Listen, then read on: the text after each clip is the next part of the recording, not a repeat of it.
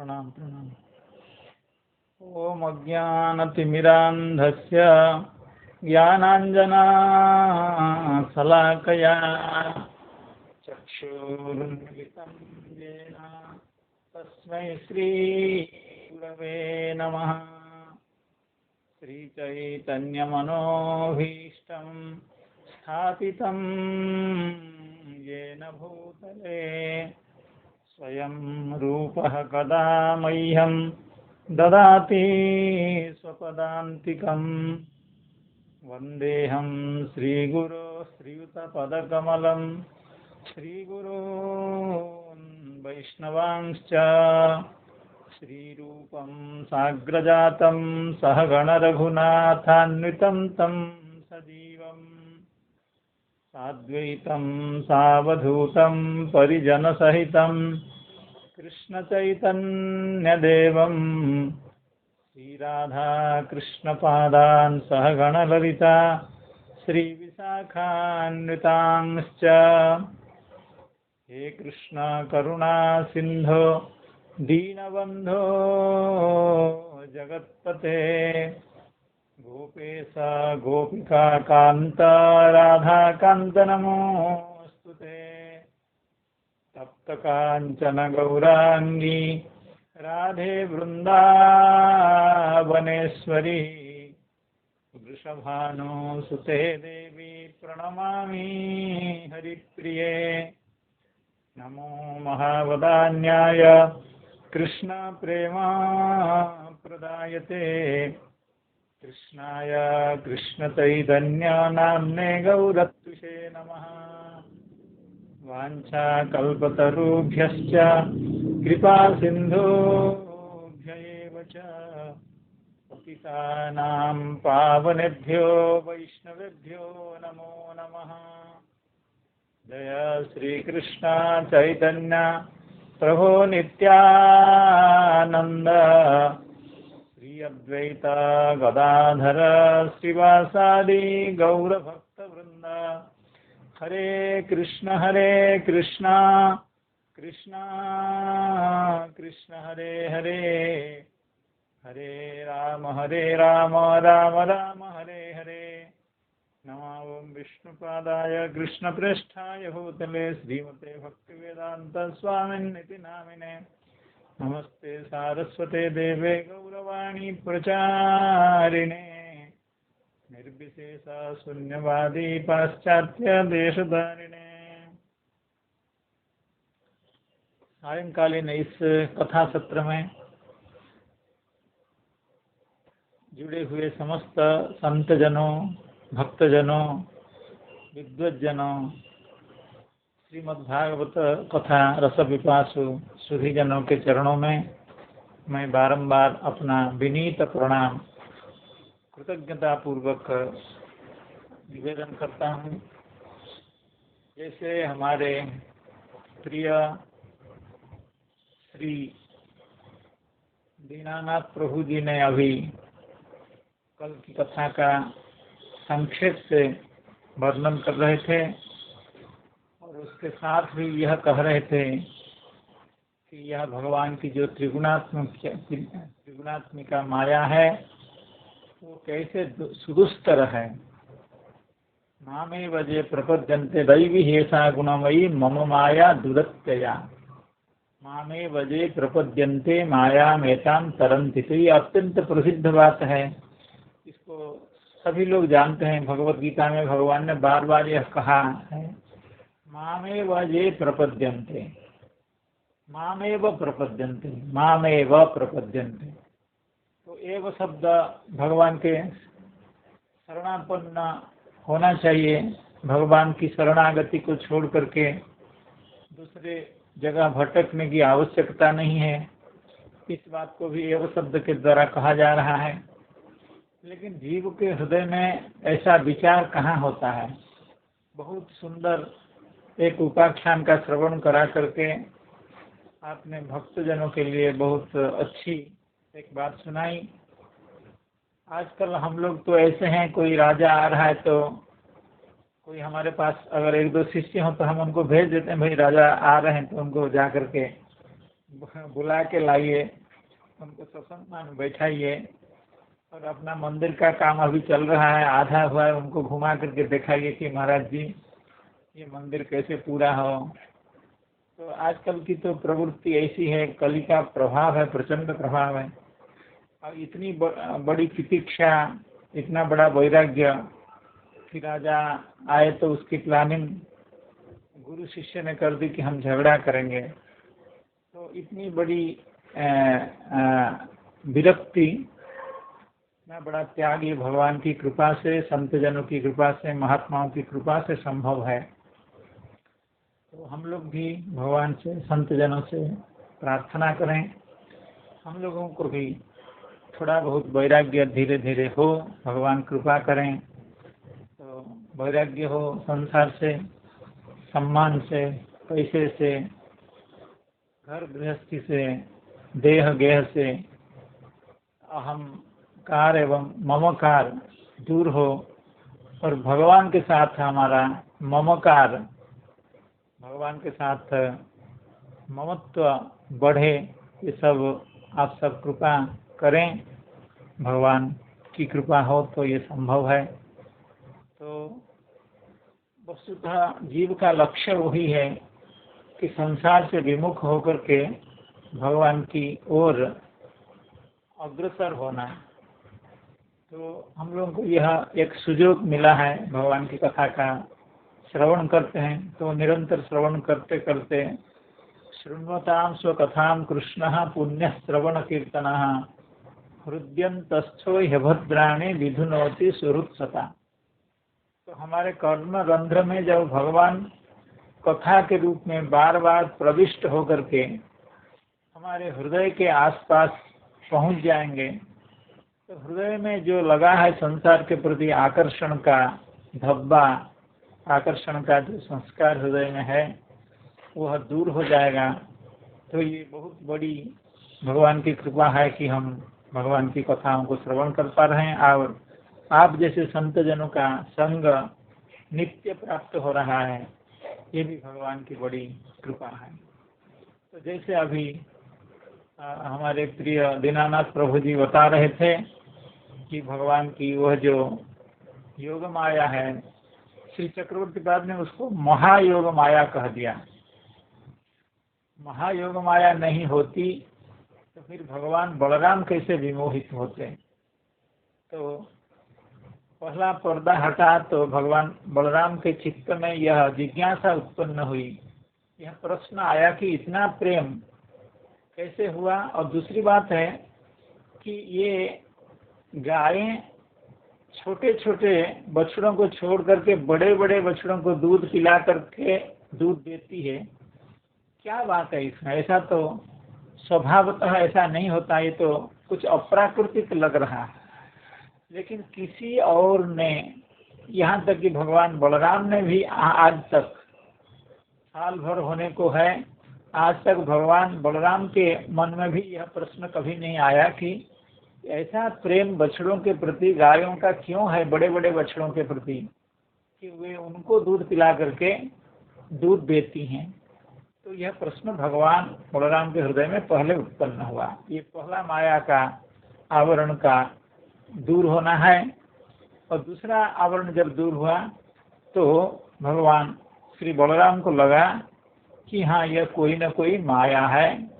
ये नारी माया हो सकती है, नृ संबंधी हो सकती है, दैवी हो सकती है, आसुरी हो सकती है, अर्थात माया है। यह जो निश्चय हुआ तो ये माया का द्वितीय आवरण का दूर होने से हुआ। और ये सब श्री नंदनंदन भगवान श्री कृष्णचंद्र भगवान के संकल्प से ही हो रहा है। और तीसरा आवरण के हटने से भगवान बलराम को यह बोध हुआ, ये तो हमारा कन्हैया की ही माया है। और चतुर्थ आवरण जब हट गया तब पता चला भगवान बलराम को, ये बछड़ों के रूप में, ये बालकों के रूप में तो कन्हैया ही विद्यमान है, ये नंदनंदन ही विद्यमान है, मेरा अनुज ही विद्यमान है, मेरे प्रभु ही विद्यमान है। प्रभु को छोड़ करके, कन्हैया को छोड़ करके दूसरा कोई है ही नहीं। तो इस तरह की बोध भगवान बलराम को धीरे धीरे हुआ, क्रमिक रूप से हुआ, एक बार नहीं हो गया, धीरे धीरे हुआ। तो इसकी चर्चा हम लोग श्री चक्रवर्ती पाद की व्याख्या के आधार पर श्रवण कर रहे हैं। नैते सुरेशा ऋषयो न वैते त्वमेव भासी सभिदाश्रयेऽपि सर्वं पृथक्त्वं निगमात् कथं वदे युक्तेन वृत्तं प्रभुना बलो वैत। अर्थात बलह यानी भगवान बलराम अवैत। देखिए, इन चार मायाओं के हट जाने के बाद जब भगवान बलराम को लगा ये तो गो बछड़ों के रूप में, गोवत्स के रूप में एवं बालकों के रूप में कन्हैया ही विद्यमान है, यहाँ तक तो समझ में आ गया। लेकिन एक प्रश्न उनके चित्त में रहा जिसका समाधान वे खुद नहीं कर पा रहे हैं कि ऐसा क्यों है, अर्थात कन्हैया ने इतने स्वरूपों को क्यों धारण किया। इसका कोई प्रयोजन भी होगा और इसका कोई हेतु भी होगा, अर्थात इसके पीछे कोई कारण होगा। और दूसरी बात है, इस लीला के द्वारा कुछ प्राप्ति भी करनी होगी, चाहे कन्हैया को हो, हम सबको हो, तो इसका कोई फल होगा। इसी बात को भगवान बलराम भी नहीं समझ पा रहे थे और भगवान नंदनंदन से आपने पूछ ही दिया कि कन्हैया ये क्या चक्कर है, ये क्या माया है, इससे क्या करना चाहते हो तुम। तो उसी बात को इस श्लोक में कहा जाता है, नैते सुरेशा ऋषयो न चैते त्वमेव भासी सभिदाश्रयेऽपि सर्वं पृथक्त्वं निगमात् कथं वदे युक्तेन वृत्तं प्रभुना बलो वैत। तो श्री चक्रवर्ती पाद की जो व्याख्या है उसका हम लोग पठन शुरू किए थे कल, आज एक बार उसका पारायण कर लेते हैं। ततश्च कृष्णस्य एवं वत्सबालकी भावे किं कारणम, अर्थात श्री नंदनंदन ही बछड़ों के रूप में, बालकों के रूप में प्रकटित हैं, इसमें क्या कारण हो सकता है। किंबा प्रयोजनम, इसका क्या लाभ है, ऐसा किस चीज के लिए ऐसा किया जा रहा है। प्रयोजनम ते वत्स बालकः वा क्व स्थापितः, और सबसे बड़ी बात है कि अगर समस्त बछड़ों के रूप में, समस्त बालकों के रूप में कन्हैया ही है, तो वो जो मूलभूत बालक हैं, जो प्रकृत बालक हैं, जो प्रकृत बछड़े हैं, वो कहाँ गए। वो तो कहीं आसपास दिख नहीं रहे हैं, तो सब कन्हैया ही कन्हैया दिख रहा है। तो यह भी प्रश्न अभी असमाहित है। तो इस प्रश्न का समाधान के लिए भगवान बलराम श्री नंदनंदन से यह पूछ रहे हैं, ते वत्स बालकाः क्व स्थापितः इति बहुतर समाधिनापि यत् स्वयं ज्ञातुं नेष्टे। अर्थात इतना कुछ समाहित चित्त से चिंतन करने के बाद भी इसका कोई समाधान उनको नहीं मिल रहा है कि जो प्रकृत बालक हैं, प्रकृत बछड़े हैं, वे कहाँ गए।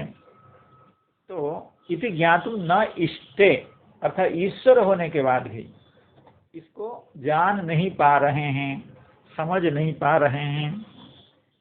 तत्र माया न कारणम किंतु स्वयं भगवतः कृष्णस्य खलु ऐश्वर्यम असाधारणम इत्थम स्वरूपमेव। अर्थात इसमें माया कारण नहीं है, मैं जो इतना ये नहीं समझ पा रहा हूँ ऐसा हुआ क्या है, हुआ क्यों है, अर्थात क्यों नंदनंदन समस्त बछड़ों के रूप में, समस्त बालकों के रूप में प्रकटित हैं, इसका क्या कारण है, इसको मैं जो नहीं समझ पा रहा हूँ। ये कोई माया की बात नहीं है, ये तो हमारा कन्हैया का ऐश्वर्य ही ऐसा है, हमारे प्रभु के, हमारे आराध्य के ऐश्वर्य ही ऐसा है। उनका ईश्वरत्व, उनका ईशत्व, उनका सर्वेश्वरत्व, परब्रह्म परात्परत्व ऐसा ही है कि उनका अभिप्राय, उनका प्रयोजन, उनका क्या उद्देश्य है, उसको कोई भी नहीं समझ पाता है। सो जा नहीं जे ही देहु जनाहि, वे अगर कह दें तो फिर समझ में आ सकता है। लेकिन अगर अपनी कोशिश से, अपनी चेष्टा से भगवान बलराम भी जानना चाहते हैं तो वो इसकी गुत्थी को नहीं खोल पा रहे हैं। भगवतः कृष्णस्य खलु ऐश्वर्यम असाधारणम इत्थम स्वरूपमेव। भगवान का ऐश्वर्य ही ऐसा हुआ करता है कि उसको बड़े बड़े लोग भी समझ नहीं पाते हैं, साक्षात भगवान ही नहीं समझ पाते हैं, भगवान बलराम भी नहीं समझ पा रहे हैं।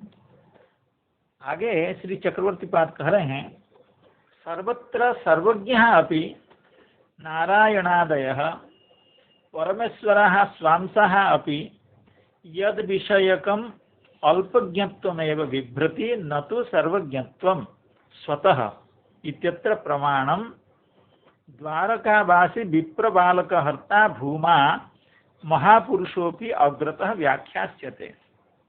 देखिए, ये हमारे आचार्य जो हैं श्री चक्रवर्ती पाद, ये गौड़ीय संप्रदाय के आचार्य हैं।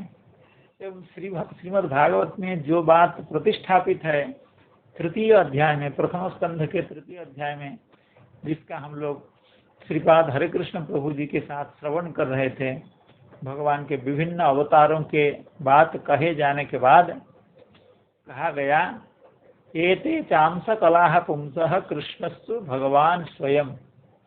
तो भगवान श्री कृष्ण स्वयं भगवान है, भगवान नंदनंदन स्वयं भगवान है। एवं बाकी जो जिन अवतारों की चर्चा की गई, उल्लेख किया गया, वे भगवान के अंश हैं या कला हैं। एते चांस कलाह पुंसः। तो वहाँ पर व्याख्या में हम लोग यह श्रवण किए हुए थे कि ये जो भगवान नंदनंदन है, ये न तो अंश हैं, न कला हैं और न अंशी हैं। आप लोगों को याद होगा कि कुछ लोग ऐसा भी मानते हैं कि भगवान श्री नंदनंदन अंशी हैं और अन्य अन्य अवतार उनके अंश हैं। लेकिन वहाँ श्री जीव गोस्वामी पाद की जो व्याख्या थी, वो यह कहा गया था, भगवान नंदनंदन श्री कृष्णचंद्र वे न तो अंश हैं न कला हैं, यहाँ तक कि वे अंशी भी नहीं हैं। वे क्या हैं? वे अंशी के जो मूल स्रोत हैं उनके मूल स्रोत हैं। कैसे कहने का मतलब यह हुआ कि इन समस्त अवतारों का मूल स्रोत कौन है?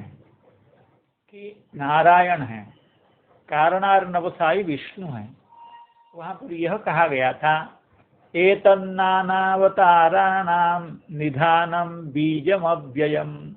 अर्थात ये जो कारणार्णवसायी विष्णु हैं, वे नानावताराणां निधानम बीजम अव्ययम।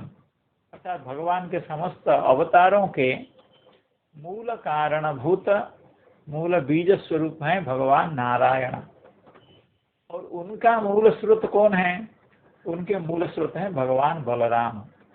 अब भगवान बलराम कौन है? संकर्षण हैं। वे भगवान नंदनंदन के प्रकाश हैं, भगवान श्री कृष्णचंद्र के प्रकाश हैं।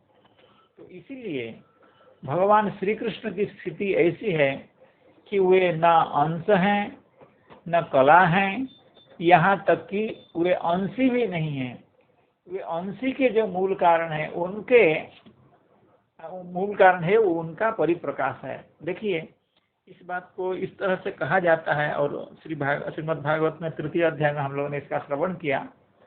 लेकिन इसका यह मतलब नहीं है कि किसी भी भगवान के अंशावतार में या कलावतार में या भगवान के जो पुरुषावतार में, किसी भी अवतार में कोई कमी हो, तो उसको ऐसा कहा जा सकता है जैसे ब्रह्म संहिता में कहा गया, दीपार चिरे वही दशांतरम अभ्युपेत्य दीपायते विवृत हेतु समान धर्म। अर्थात जब दीपावली के समय में हम लोग दीप प्रदीप जलाते हैं, तो पहले एक दीप को जलाते हैं और उस दीप प्रदीप की सहारे से दूसरे दीप को, दूसरे के सहारे से तीसरे को, ऐसे जलाते हैं। तो पहला प्रदीप का जो सामर्थ्य है, दूसरा प्रदीप का भी वही सामर्थ्य है, उतना ही आलोक वो देने में समर्थ है। इसलिए भगवान के समस्त अवतारों में वो सर्व सामर्थ्य विद्यमान है।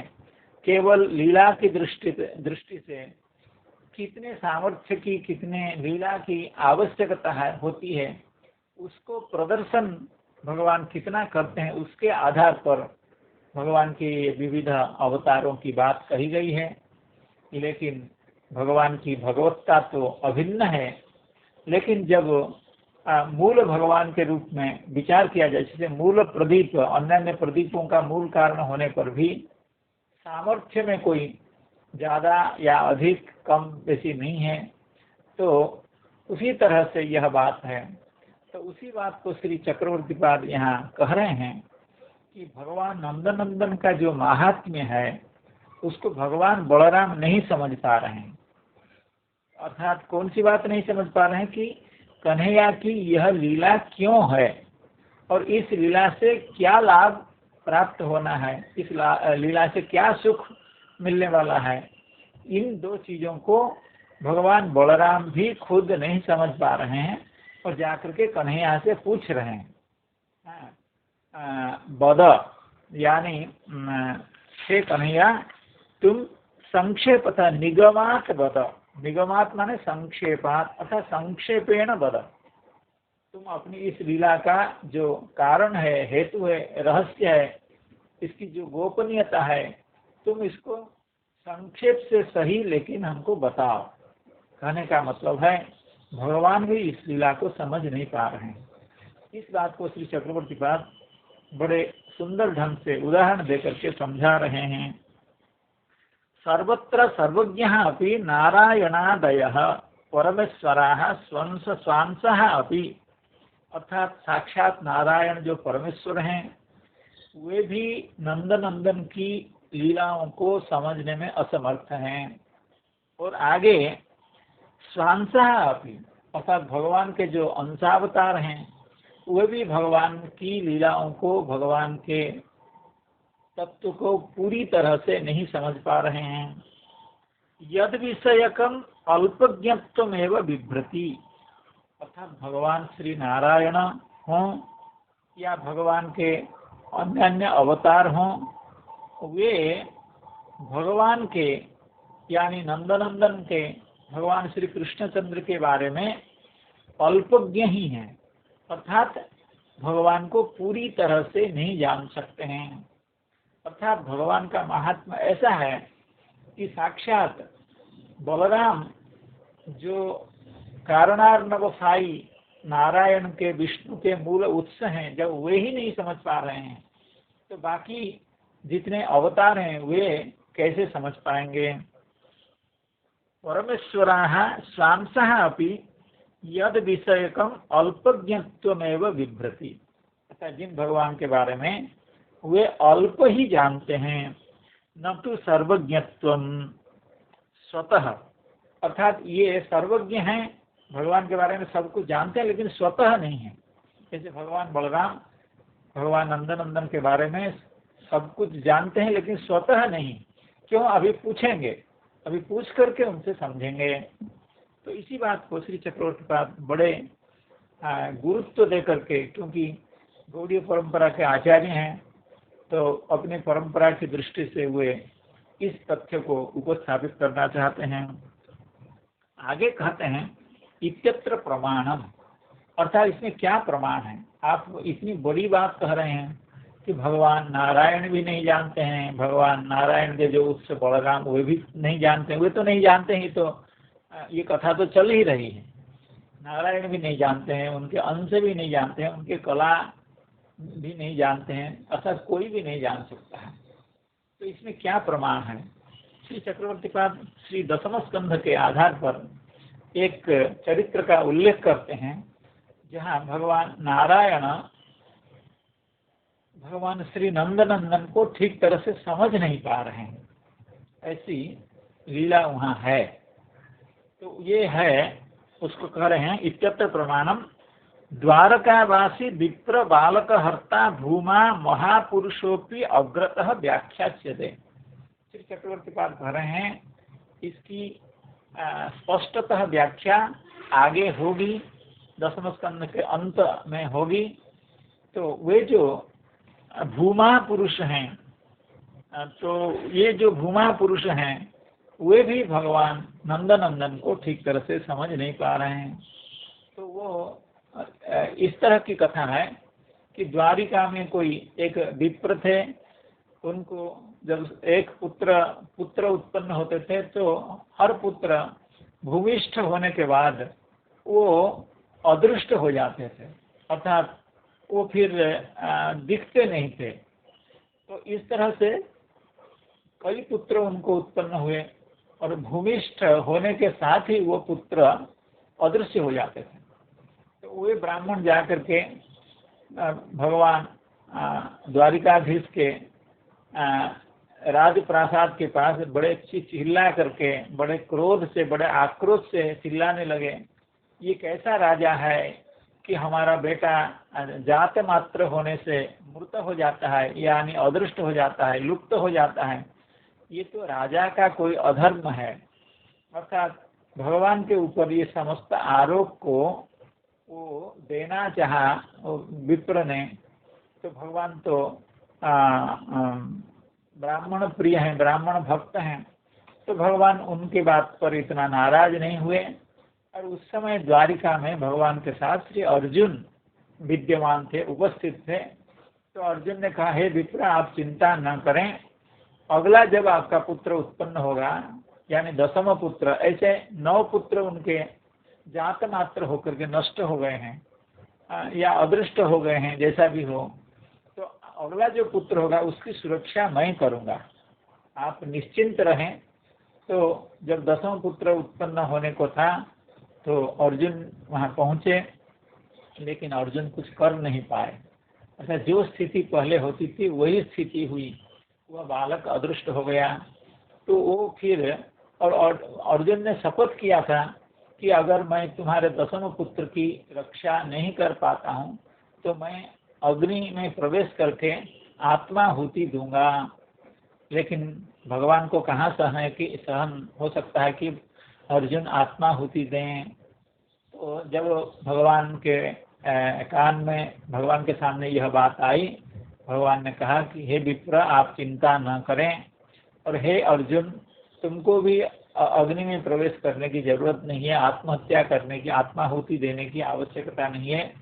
इस विप्र के जितने भी बालक मारे गए हैं सभी बालकों को मैं वापस दे दूंगा। तो ऐसा कर करके अर्जुन को लेकर के भगवान चले गए कहीं बहुत दूरस्थ जगह पर। ऐसे समुद्र में बहुत कुछ वर्णन है। तो वहाँ जा करके एक जो वहाँ तो भूमा पुरुष ऐसा कहा जाता है, लेकिन मैं समझ रहा हूँ, मेरी जहाँ तक बुद्धि जा रही है, आप लोग जो जानकार हैं उसको संशोधन कर लीजिएगा या हमें बताइएगा। तो मुझे लग रहा है वो कारणार्णवसायी विष्णु ही हैं। वहाँ जा करके भगवान नंदनंदन अर्जुन के साथ पहुँचे और ये जो कारणार्णवसायी विष्णु थे उनका प्रणाम आदि दोनों ने किया, कुशल मंगल की भी बात हुई। तो फिर उस कारणार्णवसायी भगवान ने कहा, द्विजात मजा में युवयोर दिदृक्षुणा, अर्थात आप दोनों के दर्शन के लिए मैं खुद जा करके ब्राह्मण के इन समस्त बच्चों को ले आया था, क्योंकि अगर ऐसी बात नहीं होती तो आप लोग क्या यहाँ आते या आप लोग नहीं आते। अर्थात आप दोनों को देखने की मेरी उत्कट इच्छा थी, इसलिए मैं इस पर चक्रवर्तीपाद बहुत सुंदर व्याख्या किए हैं कि खुद नारायण को आने की क्या जरूरत थी, किसी दूत को भेज देते। अगर विप्र के पुत्र को ले जाना था, उसका निधन भगवान को अभिष्ट था, तो साक्षात नारायण को यहाँ द्वारिका में आने की कोई आवश्यकता नहीं थी। कई तरह की व्याख्या श्री चक्रवर्तीपाद ने लिखी है। तो वहाँ मुख्य अभिप्राय यही है कि वे नारायण कारणार्णवसायी विष्णु जो जिनको भूमा पुरुष कहा गया है, वे कह रहे हैं कि आप दोनों के दर्शन के लिए ही मैंने ऐसा काम किया, विप्र के बालकों को लेकर के चुरा करके ले आया। बहुत अच्छा हुआ आप दोनों आए, आप दोनों का दर्शन हुआ। और सबसे बड़ी बात तो यह है द्विजात्मजा में युवयोर्दिदृक्षुणा मयोपनीता भुवि धर्मगुप्तये कलावतीर्णा भवनिर्भरासुरान् हत्वेह भूय त्वरयेतमन्तिमे। इस पद्य में कहा गया है कलावतीर्णौ, ये शब्द शायद यहाँ पर ध्यान देने के योग्य है। हे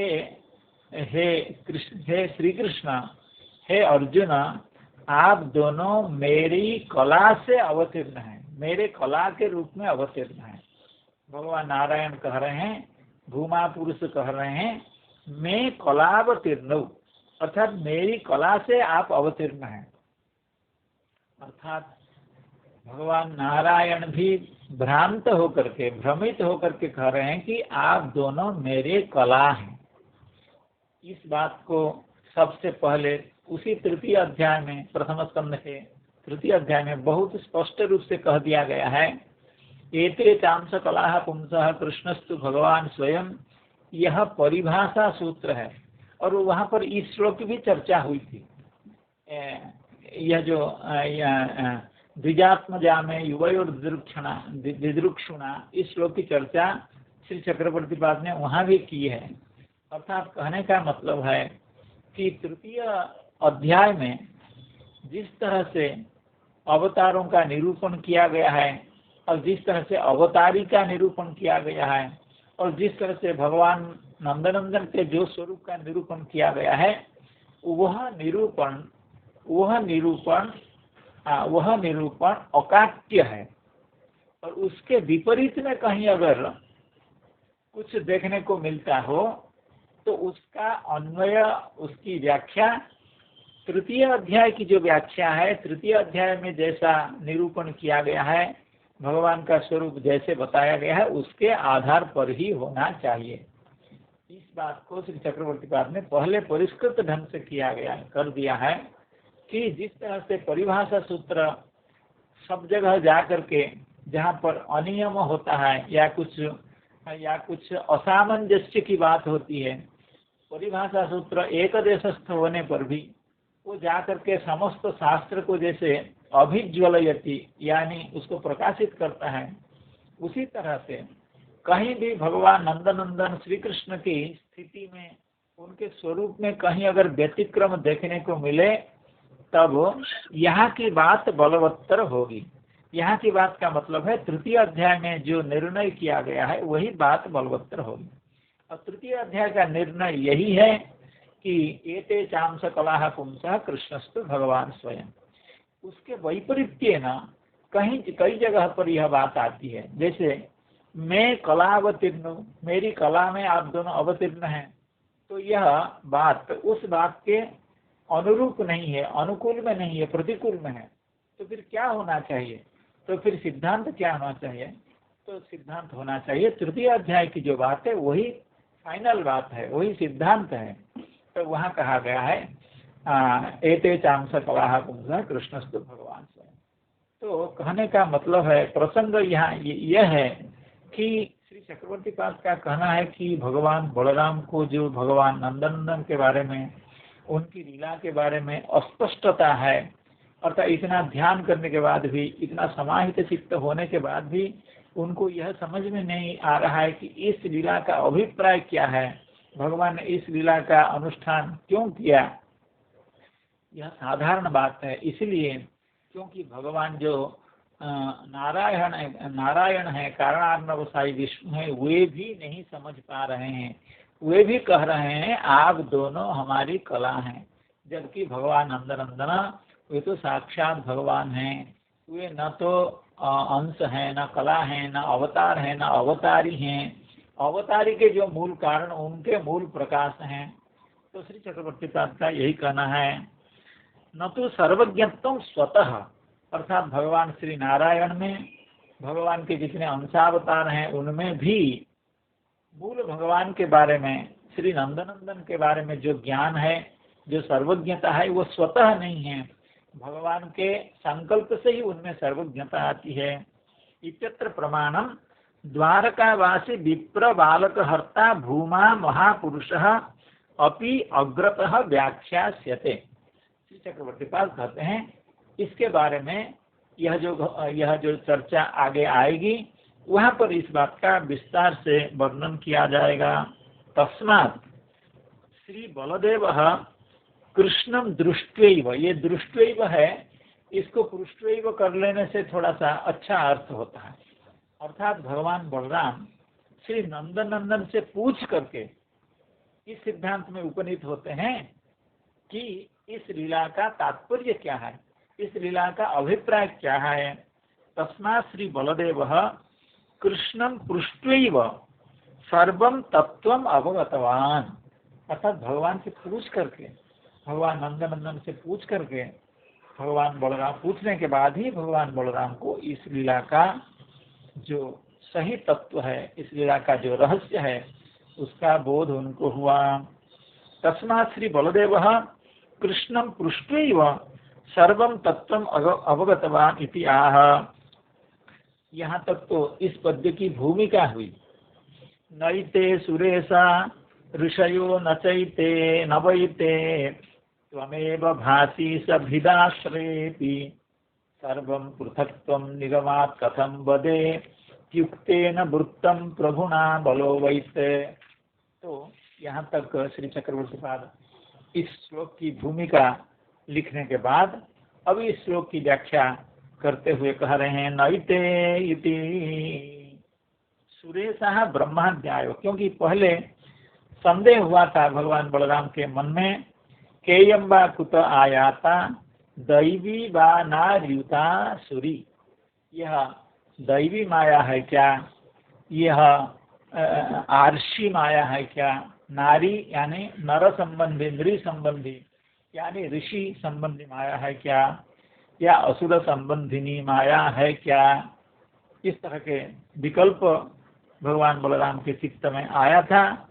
तो वही बात अभी कह रहे हैं, नैते सुरेशाः ऋषयो नचैते, अर्थात क्योंकि जब भगवान नंदनंदन को सर्वस्वरूप में भगवान बलराम देख रहे हैं, समस्त वत्स के रूप में, समस्त बालक के रूप में, तो जाकर के भगवान नंदनंदन से कह रहे हैं, हे कन्हैया नैते सुरेशाः, ये बछड़े या ये बालक ये सुरेश नहीं है, यानी ये देवता नहीं है।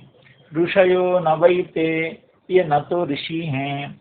त्वमेव भासी सभिदाश्रयेपि, इतने भेद में, अर्थात इतने भिन्न भिन्न शरीर में, भिन्न भिन्न बछड़ों के रूप में, भिन्न भिन्न बालकों के रूप में तुम ही प्रतिभासित हो रहे हो, तुम ही हमको दिख रहे हो, मुझे तो तुम्हारे से अतिरिक्त कोई यहाँ दिख नहीं रहा है। नैते सुरेशा ऋषयो न वैते त्वमेव भासी सभिदाश्रयेति सर्वं पृथक्त्वं निगमात् कथं वदे, अर्थात ये सर्वम त्वम कथम, तुम कैसे सब कुछ हो गए और क्यों हो गए, इसका क्या प्रयोजन है, क्या लाभ है। और सही में और जो प्रकृत बालक हैं, प्रकृत बछड़े हैं, वे कहाँ गए। जब तुम ही सब सर्व बालक के रूप में, समस्त बछड़े के रूप में प्रतीयमान हो रहे हो, तो फिर जो मूल बालक हैं, मूल बछड़े हैं, वे कहाँ गए। तो अगर तुम्हारी इच्छा हो तो निगमात वद, संक्षेप से मुझे इसका थोड़ा सा इशारा करो।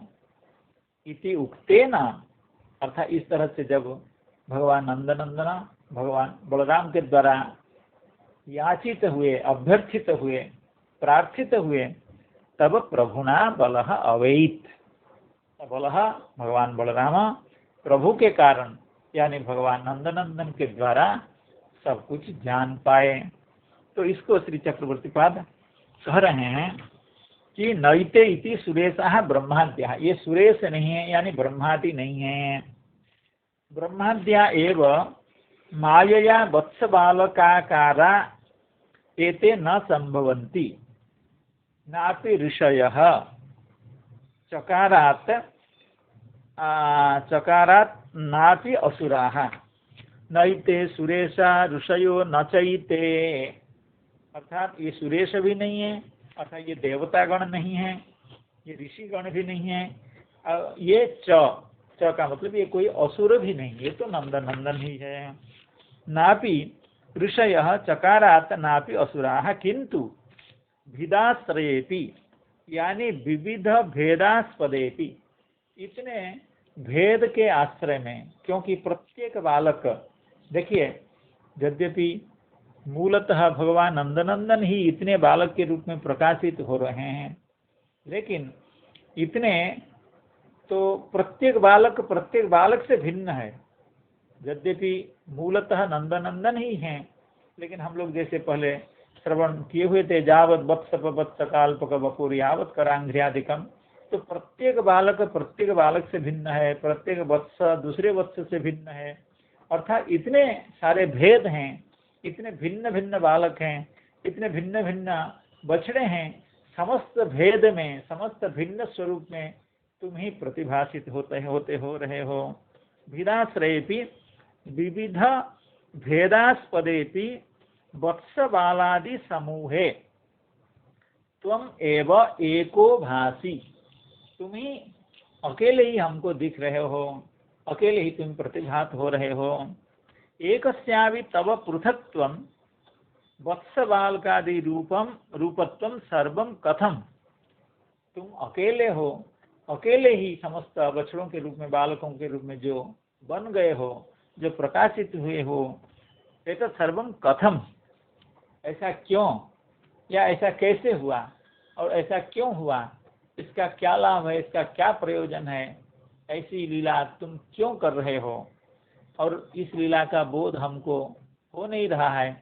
इसका मतलब ये कोई जटिल लीला है, ये कोई सामान्य लीला नहीं है, ये अद्भुत लीला है, इसलिए तुम कृपा करके हमको इसका कारण बताओ। सर्वम कथम तत् निगमात संक्षेपात वद, संक्षेप से इसका स्वरूप को हमको बताओ। इति उक्तेन पृष्ठेन प्रभुना, उक्तेन शब्द का अर्थ है पृष्ठेन, जब ऐसे भगवान बलराम ने जब ऐसा पूछा कि तुम क्यों एक अकेले ही इतने स्वरूप में प्रतिभात हो रहे हो, इसका कारण हमको बताओ। पृष्ठेन प्रभुना श्री कृष्णेन हेतुना बलः अवैत, यहाँ श्री चक्रवर्ती पाल कह रहे हैं श्री कृष्णेन हेतुना बलः अवैत, अर्थात भगवान बलराम को जो बोध हुआ वो भगवान के कारण, अर्थात श्री नंदनंदन के कारण उनको बोध हुआ। ब्रह्म मोहनादि वृत्तम ज्ञातवान, अर्थात ब्रह्मा जी को मोहित करने के लिए हमने ऐसी लीला की, समस्त ब्रजवासियों को आनंद देने के लिए ऐसी लीला की, तो भगवान ने, अर्थात भगवान के कारण भगवान बलराम जी को बोध हुआ।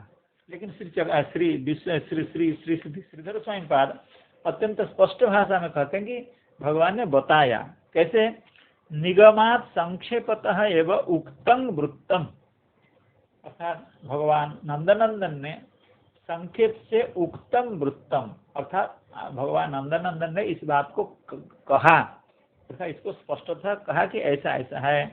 बलः अवैत विदितवान इत्यर्थः, तो बलः अवैत ब्रह्म मोहनादि वृत्तम ज्ञातवान, तो कहने का मतलब है कि साक्षात भगवान होने पर भी, भगवान के दाऊ होने पर भी, बड़े भाई होने पर भी, इतने प्रिय होने पर भी, इतने सखा होने पर भी, इतने बड़े सेवक होने पर भी, अनन्य होने पर भी, साक्षात भगवान ही होने पर भी उनको बोध नहीं हो रहा है। तो ये भगवान की भगवत्ता ही ऐसी है, भगवान का ऐश्वर्य ही ऐसा है कि यही तो ईश्वरत्व है। अगर पता चल जाए तो फिर ईश्वरत्व क्या चीज़ है, यही भगवान की ईश्वरता है कि भगवान के संकल्प चित्त में क्या है, भगवान किस लिए क्या कर रहे हैं, उसका बोध किसी को नहीं होता है। कहने का मतलब ये देखिए, इससे एक बात, इससे बहुत बात तो सीखनी है, लेकिन एक बात जो हम लोग संसार में हैं, घर गृहस्थी में हैं, तो हम लोगों को थोड़ा सा इस बात पर चिंतन करना चाहिए। संसार में हम हैं, कई तरह की बातें आती हैं, कभी प्रतिष्ठा हानि होती है, कभी पैसे की हानि होती है, स्वास्थ्य हानि होती है, तो हम साधारण रूप से लोग क्या करते हैं कि भगवान को दायी कर देते हैं, भगवान के ऊपर जिम्मेदारी दे देते हैं अर्थात भगवान को इस पे दायी बनाते हैं, कारण बनाते हैं कि हम तो सुबह 1 घंटा कथा श्रवण करते हैं, शाम को कथा भी श्रवण करते हैं, उससे पहले जप तपादि भी कर लेते हैं, संत जनों से हम मिलते भी हैं, उनसे भक्ति करते हैं, सबकी कृपा है, तो हमारे ऊपर विपत्ति क्यों आई? तो विपत्ति क्यों आई इसको हम समझ नहीं सकते हैं।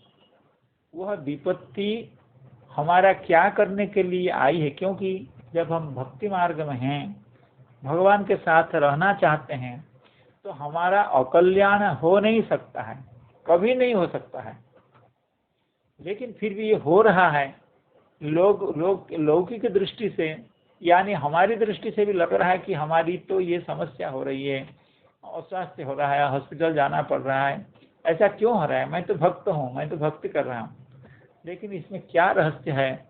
उसके माध्यम से भगवान हमारा क्या कल्याण करना चाहते? क्योंकि भगवान कल्याण ही करना चाहते हैं, अकल्याण की तो कोई बात ही नहीं है। अकल्याण तो भगवान कर नहीं सकते। नहीं कल्याण कृत कश्चित दुर्गतिम तात गच्छति। कल्याणकृत भगवान का नित्य कथा श्रवण करने वाला व्यक्ति, नित्य कथा श्रवण करने वाला व्यक्ति, भगवान का नित्य नाम लेना वाला व्यक्ति तो जीवन मुक्त हुआ करता है। देखिए, भगवान की कथा को प्रेम से नियमतः श्रवण करना केवल जो जीवन मुक्त होता है वही कर सकता है, दूसरा व्यक्ति नहीं कर सकता है। भगवान की कथा को नियमतः प्रेम से मन बुद्धि लगा करके भगवान की कथा को नियमतः श्रवण करना, यह केवल जीवन मुक्त के लिए संभव है। तो ऐसे व्यक्तियों के लिए जो सांसारिक विपत्तियां आती हैं, उसका कारण हम अनुसंधान करके कोई कारण खोज नहीं पाते हैं। लेकिन भगवान परमेश्वर हैं, वो हमारे परम हितैषी हैं। वे हमको इस तरह की विपत्ति दे करके क्या शिक्षा देना जानते हैं, ये सब उनके ऊपर छोड़ करके भगवान के भक्ति में स्थिर होकर के, अटल होकर के भगवान के भक्ति मार्ग में अनुसरण करना चाहिए। तो यही शिक्षा इसमें मिलता है। जब भगवान को भी भगवान के संकल्प का बोध नहीं हो रहा है, तो हम लोग कोशिश करना बेकार है।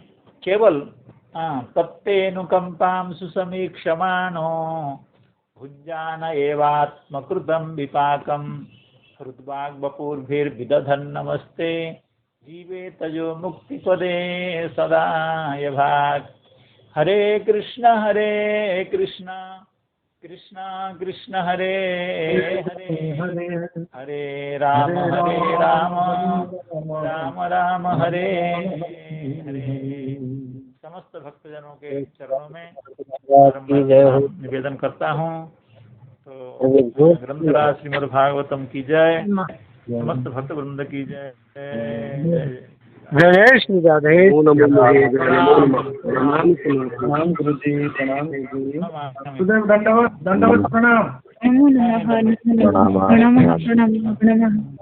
श्रीपाद भगवतम जय हो।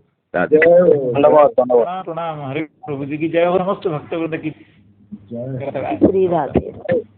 नंबर चेंज करो।